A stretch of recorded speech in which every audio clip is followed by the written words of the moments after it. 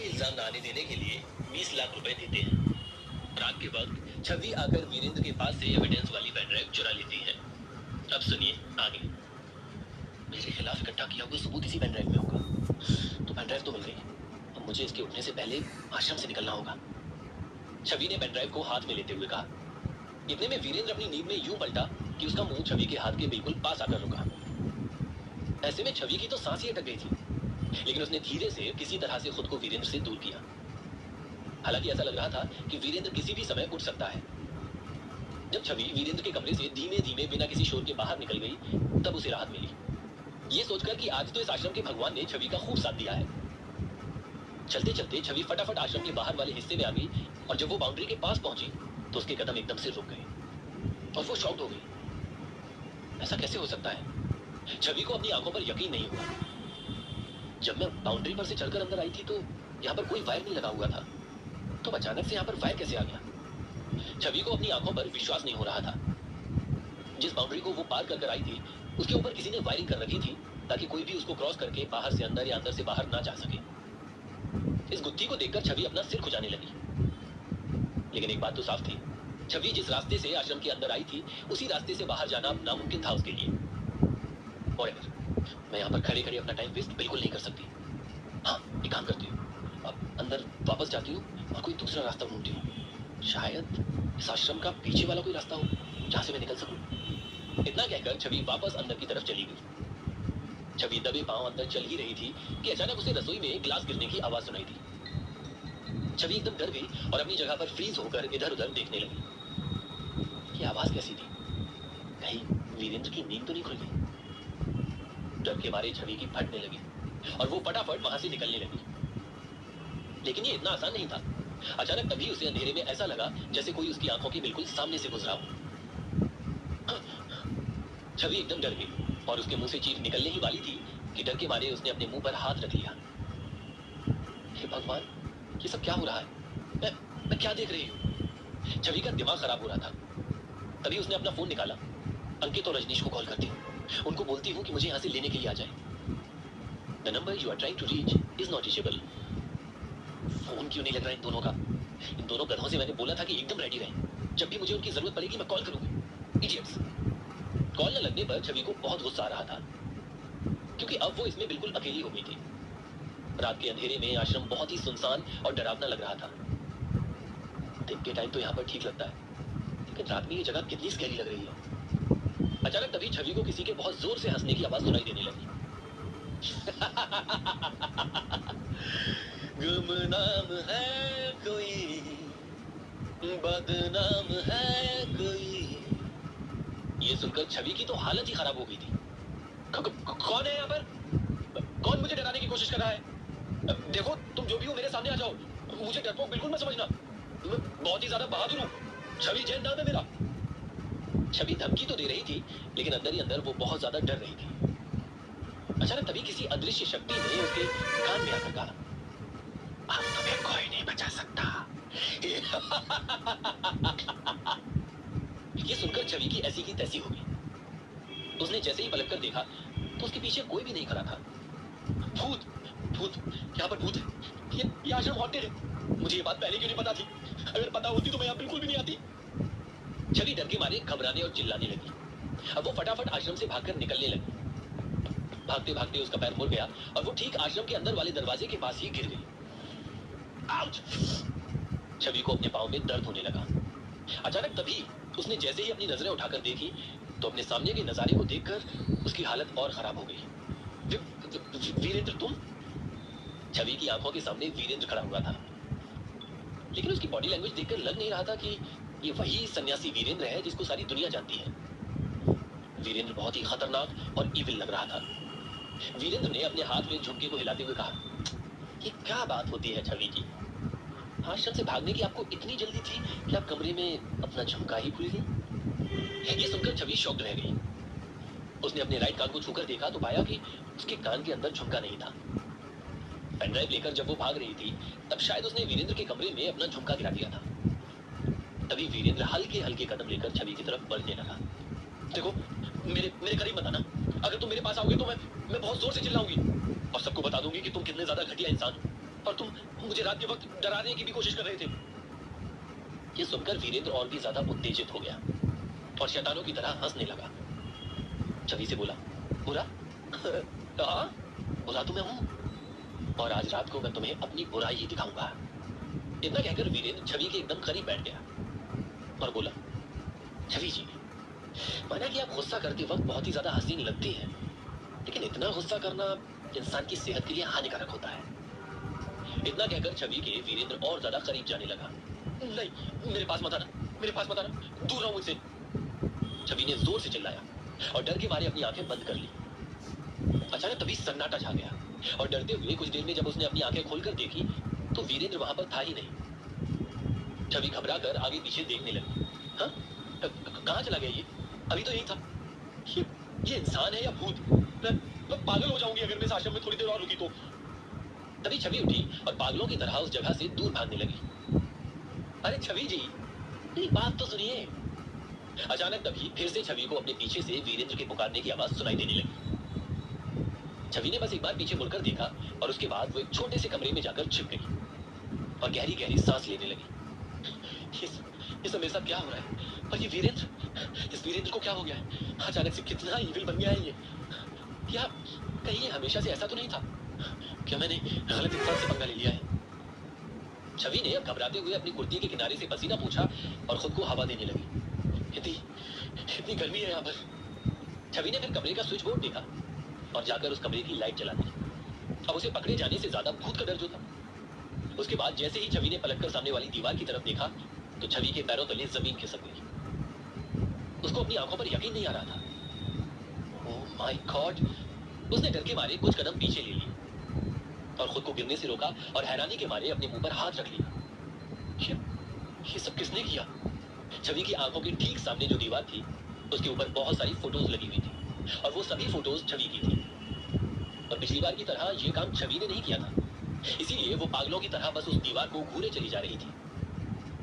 तभी वो उसके करीब गई और अपनी फोटोज को हाथ से छू छू कर देखने लगी। ये कैसे हो सकता है? किसने किया ये? How come it's possible?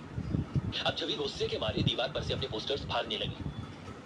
वो सच में पागलों की तरह बर्ताव कर रही थी, लेकिन फिर से जब किसी के हंसने की आवाज सुनाई देने लगी तो वो अपनी जगह पर जम गई और हिल भी नहीं पा रही थी। उसकी आंखों में डर और खौफ एकदम साफ साफ झलक रहा था। उसने धीरे से घबराते हुए पीछे पलट कर देखा और अपने सामने वहां वीरेंद्र को पाकर उसकी हवा टाइट हो गई। क्या हुआ छवि जी? रिलैक्स। आप ये सब फोटोज क्यों फाड़ रही हैं? आपको पसंद नहीं आया क्या ये सब? कोई कमी रह गई क्या? लेकिन मैंने तो आपकी बेस्ट फोटो सिलेक्ट करके लगाई थी, वीरेंद्र ने मासूमियत के साथ कहा। उसके बाद वो अपना सर पकड़ने लगा। अरे यार छवि जी, मुझे मारिए। मैं भी कितना बड़ा पागल हूँ यार। आपसे पहले ही पूछ लेना चाहिए था कि आपकी कौन सी फेवरेट फोटोज हैं, उसके बाद वो लगानी चाहिए थी ना यहाँ पर। अब देखो, आपको मेरी मेहनत पसंद भी नहीं आई और ऊपर से मेरी मेहनत जाया भी चली गई। ये फोटोज लगाने में इतना टाइम भी वेस्ट हो गया। शिट यार! वीरेंद्र गुस्सा होने लगा था। छवि हैरान होकर उसके इस बदले हुए रूप को ऊपर से नीचे तक देख रही थी। उसके बाद वो बोला, चलो खैर कोई बात नहीं, वो सब तो मैं बाद में निपटा दूंगा, लेकिन अभी जो लम्हा हम दोनों के पास है उसे जाया नहीं करना चाहिए। छवि को अपने कानों पर विश्वास नहीं हो रहा था। वो फौरन बोली, क्या? ये तुम क्या बकवास कर रहे हो? दूर हटो मुझसे। क्यों कर रहे हो तुम ये सब? ये सुनकर वीरेंद्र हैरान हो गया और हंसते हुए बोला, है? क्या? क्यों कर रहा हूं मैं ऐसा? अरे सबको तो पता है कि मैं कैसा हूं, और आपको भी तो पता है कि मैं एक नंबर का अश्लील इंसान। इसलिए जब एक अश्लील इंसान के सामने आप जैसी खूबसूरत और हसीन लड़की हो तो वो इस मौके को अपने हाथ से कैसे जाने देगा? इतना बोलकर वीरेंद्र धीरे धीरे छवि की तरफ बढ़ने लगा। छवि एकदम घबरा कर दीवार से चिपक कर खड़ी हो गई। देखो, तुम मेरे करीब आने की बिल्कुल कोशिश मत करना, वरना तुम्हारे लिए बहुत बुरा होगा। तुम्हें पता नहीं है कि मेरी पहुंच कितने बड़े बड़े लोगों तक है। वो तुम्हें छोड़ेंगे नहीं, बहुत बुरा होगा तुम्हारे साथ। ये सुनकर वीरेंद्र मुस्कुराने लगा और बोला, क्या फर्क पड़ता है? अब तो वैसे भी अपने इतने सारे गुनाहों की वजह से मैं जेल जाने वाला हूँ, तो एक आखिरी गुनाह करना वो भी सही है।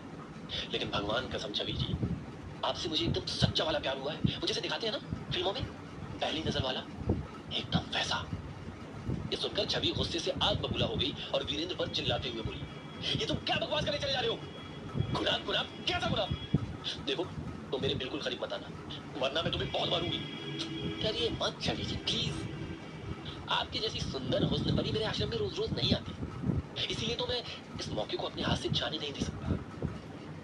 जब उसे कोई और चारा नहीं दिखा तो छवि एकदम चिल्लाकर बोली, damn it, what's wrong with you? तुम्हारा दिमाग खराब हो गया है क्या? तुम तो एक सन्यासी हो ना, इतने अच्छे इंसान हो, फिर तुम मेरे साथ ये सब क्यों कर रहे हो? ये सुनकर वीरेंद्र एकदम से अपनी जगह पर रुक गया और हैरान होकर छवि से पूछने लगा, क्या अच्छा इंसान? क्या मैं एक अच्छा इंसान हूँ?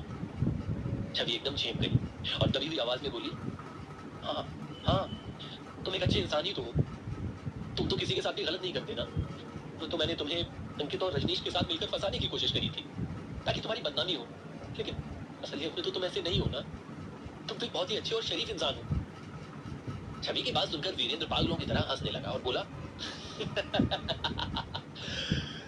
छवि जी, छवि जी, छवि जी। लेकिन ऐसी शराफत का क्या फायदा जहां मैं कोई मजे ही ना ले पाऊं? और जिंदगी बहुत छोटी होती है, आपको पता है, इसीलिए जहां मौका मिले वहां मजे ले लो। ये सुनकर छवि रोने लगी और बोली, क्या हो गया है तुम्हें? तुम्हारा दिमाग तो खराब नहीं हो गया है? अपनी जगह पर रुक जाओ। अगर तुम जरा भी आगे बढ़े ना तो अच्छा नहीं होगा। मैं जेल चली जाऊंगी लेकिन तुम्हें कभी भी अपने करीब नहीं आने दूंगी। अचानक तभी उस कमरे की एक और लाइट ऑन हो गई और वहां पर बहुत तेज रोशनी हो गई। क्यों कर रहा था वीरेंद्र छवि के साथ ऐसा? और क्या ऐसा करने से वीरेंद्र का प्लान कामयाब हो जाएगा और वो जेल की सलाखों से बच पाएगा, या वो बन जाएगा किसी नए जाल का शिकार? जानने के लिए सुनते रहिए पॉकेट एफएम। पिछले एपिसोड में आपने सुना कि छवि पेनड्राइव लेकर आश्रम से निकल ही रही होती है कि तभी उसके साथ वहां पर अजीबोगरीब घटनाएं होने लगती हैं। उसके बाद अचानक वीरेंद्र आ जाता है और वो छवि को परेशान करने लगता है। अब सुनिए आगे। मेरे मेरे करीब आने की कोशिश मत करना।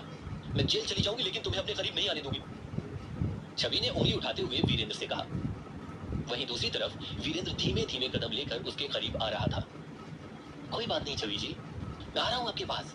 आपको पहले अच्छा नहीं लगेगा लेकिन बाद में आपको भी मजा आने लगेगा। वीरेंद्र की आंखों में हवस और अश्लीलता साफ साफ नजर आ रही थी और छवि हर पल उसके बदलते हुए बर्ताव और बहकी हुई बातों को सुनकर डर गई और आखिरी पल में चीखते हुए बोल पड़ी, मैंने तो झूठे फोटोज लगाकर तुम्हें फंसाने की कोशिश की थी, लेकिन तुम तो सच में ही एक नंबर के अश्लील निकले। छवि के मुंह से सच सुनते ही वीरेंद्र एकदम छवि के करीब पहुंच गया। अब उसके और छवि के बीच का फासला बहुत कम था। डर के मारे छवि भी अपनी आंखें बंद कर दीवार से सट कर खड़ी हो गई। मैंने गलती कर दी जो मैं तुम्हें बदनाम करने के चक्कर में सब में पड़ी। अब प्लीज मुझे जाने दो। देखो मेरे साथ ऐसा वैसा कुछ मत करना। उसके ऐसा कहते ही एकाएक उस कमरे की एक और लाइट ऑन हो गई और वहां पर बहुत तेज रोशनी फैल गई।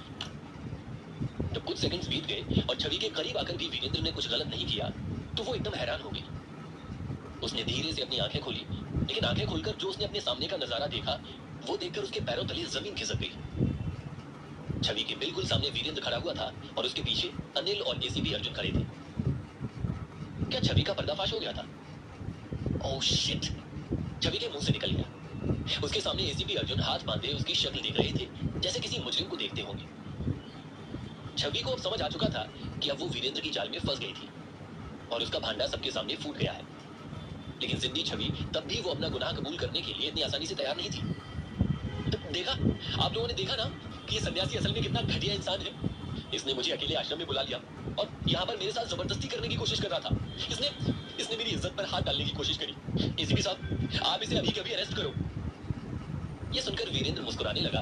वहीं एसीपी अर्जुन ने छवि से कहा, देखा हमने, सब कुछ देखा मैडम, कैसे आपने वीरेंद्र से अपनी इज्जत बचाई और हमारे सामने अपना गुनाह भी कबूल कर लिया, अनजाने में ही सही। ये सुनकर छवि की सिट्टी पिट्टी गुल हो गई। एसीपी सर, आप ये कैसी बातें कर रहे हैं? ऐसा कुछ भी नहीं है। मैंने कुछ नहीं किया। मैं इतना ज्यादा डर गई थी इसलिए कुछ भी बोले चली जा रही थी। लेकिन आप लोगों ने नहीं देखा क्या कि ये मेरे साथ क्या करने की कोशिश कर रहा था? अच्छा हुआ जो आप लोग आ गए सर, इस दरिंदे से बचाने के लिए। छवि नौटंकी करते हुए अर्जुन के पास जाकर डरने और घबराने का नाटक करने लगी। तभी अर्जुन ने अपना हाथ पीछे बांधते हुए कहा, कोई बात नहीं, आप बिल्कुल मत घबराइए, हम आपको पुलिस का फुल प्रोटेक्शन देंगे, पूरे टाइम अपनी निगरानी में रखेंगे आपको। ये सुनकर छवि ने एक राहत की सांस ली और वो अर्जुन से मुस्कुराते हुए बोली, thank you so much sir, मुझे पता था कि आप मेरी बात जरूर सुनेंगे। अब आप इस आदमी को जल्दी से अरेस्ट कर लीजिए, वरना कहीं ये कुछ और गलत काम ना कर दे। इसको अरेस्ट कर लीजिए सर और जल्दी से जेल पहुंचा दीजिए। एसीपी अर्जुन अब खुद हैरान होकर इधर उधर देखने लगे और फिर जोर जोर से हंसने लगे। क्या? मुझे लगता है मिस छवि कि शायद आपने मेरी बात को गलत समझ लिया। जेल तो हमारे लेकर जाएगी, लेकिन वीरेंद्र को नहीं, आपको। ये सुनकर छवि के चेहरे का रंग उड़ गया। उसे नहीं लगा था कि वो कभी भी इतनी आसानी से पकड़ी जाएगी। लक्ष्मी, अर्जुन ने एक लेडी कांस्टेबल को आवाज लगाते हुए कहा, अरेस्ट करो मैडम को, और उनकी सिक्योरिटी का जरूर ख्याल रखना, क्योंकि मैडम को भागने का बहुत शौक है। कहीं ऐसा ना हो कि हमारी इन्वेस्टिगेशन होने से पहले ही आश्रम से भाग जाएं। वहीं आश्रम में मौजूद वीरेंद्र ने छवि को यूं पुलिस की गिरफ्त में छटपटाते हुए देखकर बहुत सुकून पा लिया था। आप लोग मेरे साथ ऐसा नहीं कर सकते। How day you? मैं एक रिपोर्टर हूं। आप लोग मुझे ऐसे अरेस्ट करके इन्वेस्टिगेट नहीं कर सकते जब मैंने कुछ किया ही नहीं है। तो आप लोग ऐसे कैसे मेरे ऊपर चार्जेस लगा सकते हैं? छवि अपना जुर्म अब तक कबूल करने को तैयार नहीं थी। और मेरे बाकी के साथी कहां हैं? अनिल और रजनीश कहां हैं? क्या किया आप लोगों ने उनके साथ? छवि की नॉनस्टॉप बकवास सुनकर आखिर में एसीपी अर्जुन ने लेडी कांस्टेबल को इशारा किया, जिसको पाकर लेडी कांस्टेबल छवि के करीब आई और उसके चेहरे पर एक जोरदार तमाचा मार दिया। यह तमाचा इतनी जोर का था कि तमाचे की आवाज सुनकर वीरेंद्र और अनिल भी उछल गए। छवि भी अपना लाल हुआ गाल पकड़ी की पकड़ी रह गई। अब शायद आप थोड़ी होश में आएंगी मिस छवि। और हाँ, जहां तक आपके साथियों की बात है तो यादव, उनको जरा लेकर तो आ। हवलदार यादव अब अनिल और रजनीश को पकड़ते हुए छवि के सामने ले आई। उन दोनों के हाथ में भी हथकड़ी डली हुई थी। उनका हुलिया देखकर लग रहा था कि उनकी भी अच्छे से कुटाई की गई है। एसीपी अर्जुन ने अब छवि को बताया, ये दोनों पहले ही हमें सब कुछ बता चुके हैं, लेकिन फिर भी हम सब कुछ तुम्हारे मुंह से सुनना चाहते थे। अब पुलिस से बचने का कोई भी चारा ना पाकर छवि का सारा एटीट्यूड पानी में मिल चुका था। अब उसने वही किया जो हर मुजरिम करता ही है। उसने एसीपी अर्जुन को बताया, अब ये सब कुछ हमने राजीव सर के कहने पर किया है। वो हमारे चैनल के एडिटर हैं। उनको वीरेंद्र की इमेज खराब करनी थी, क्योंकि वीरेंद्र को लेकर मीडिया में बहुत हंगामा मचा हुआ था। हर कोई उसके ऊपर न्यूज बना रहा था, उसकी अनोखी शक्तियों के ऊपर न्यूज बना रहा था। इसीलिए सर उनके ऊपर कीचड़ उछालकर हमारे न्यूज चैनल पर कुछ मसालेदार न्यूज बनाना चाहते थे।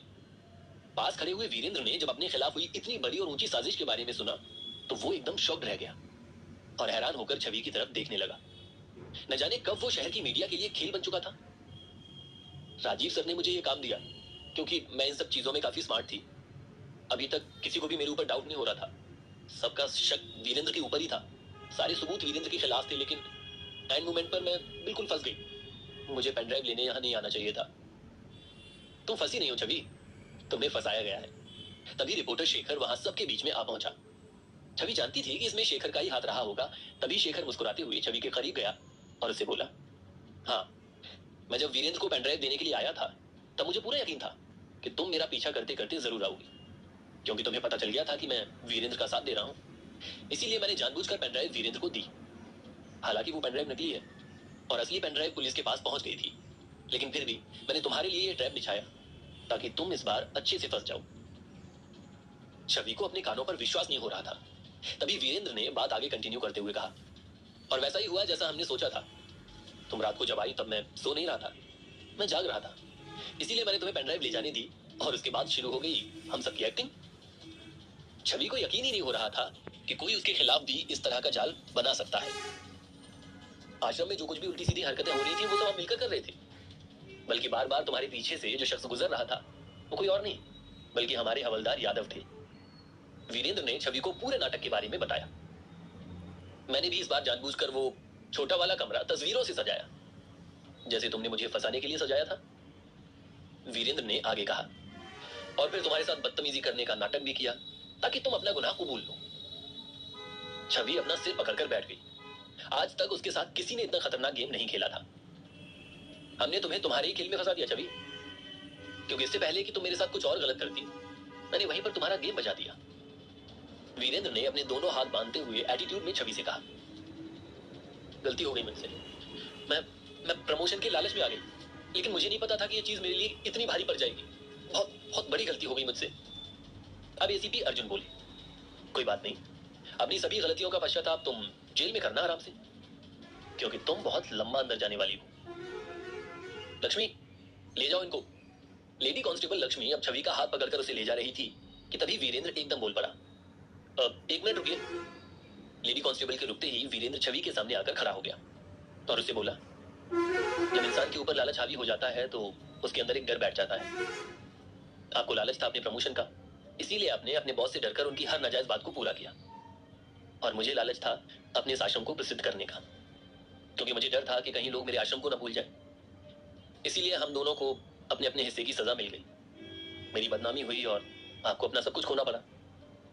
इसीलिए उम्मीद करता हूं कि आगे से आप कभी भी लालच को अपने ऊपर हावी ना होने दें। वीरेंद्र की बात सुनकर छवि की आंखों में नमी आ गई, लेकिन फिर लेडी कांस्टेबल उसका हाथ पकड़ते हुए उसे अरेस्ट करके ले गई। छवि और उसके साथियों के वहां से चले जाने के बाद वीरेंद्र ने एक राहत की सांस ली और शेखर ने आकर उसके कंधे पर हाथ रखते हुए कहा, वेल डन वीरेंद्र। मुझे उम्मीद नहीं थी कि तुम इतना अच्छा ड्रामा कर लोगे। छवि का कन्फेशन सिर्फ और सिर्फ तुम्हारी वजह से हुआ है। इस बात पर वीरेंद्र मुस्कुराने लगा और शेखर की तरफ मुड़कर बोला, नहीं नहीं, असली विजेता तो आप हैं। सच में मेरी इतनी मदद करने के लिए बहुत बहुत शुक्रिया, वरना मैं आज यहाँ पर इज्जत के साथ अपना सिर ऊंचा करके सबके सामने खड़ा नहीं हो पाता। इस बात पर शेखर बोला, कोई बात नहीं, मुझे शुरुआत से तुम्हारे ऊपर भरोसा था कि तुम सच्चे हो और छवि झूठी है, क्योंकि मैं मीडिया रिपोर्टर्स को अच्छे से जानता हूं। अपने फायदे के लिए रिपोर्टर्स और मीडिया वाले कुछ भी कर सकते हैं। वीरेंद्र को भी पिछले कुछ दिनों में इस बात का एहसास हो चुका था। तभी एसीपी अर्जुन भी वीरेंद्र के पास आए और उससे बोले, मुझे इस बात का पूरा पूरा एहसास है कि बीते कुछ दिनों में मैंने तुम्हारे साथ बहुत बुरा बर्ताव किया है सन्यासी।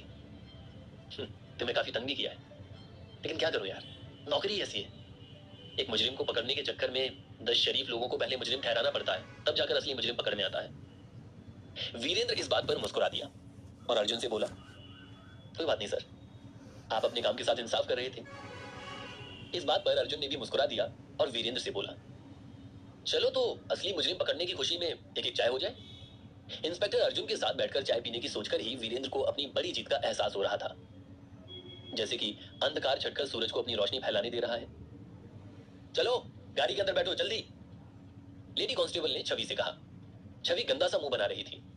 ये क्या तरीका होता है बात करने का? तुम्हारे अंदर बिल्कुल मैनर्स नहीं है, छवि ने नाराज होते हुए कहा। इस पर लेडी कांस्टेबल भड़क गई।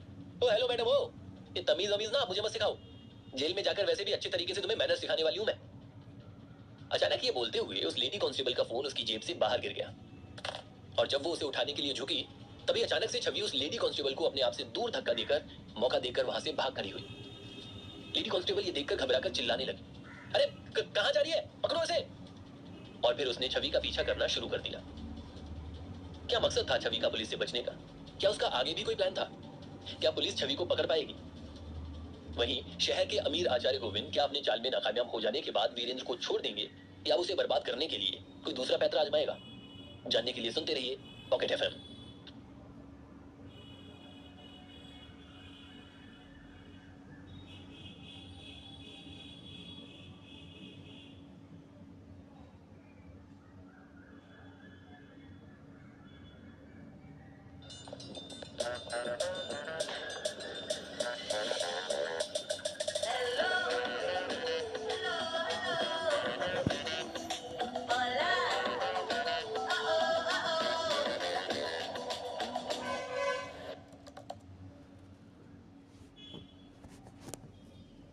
पिछले एपिसोड में आपने सुना कि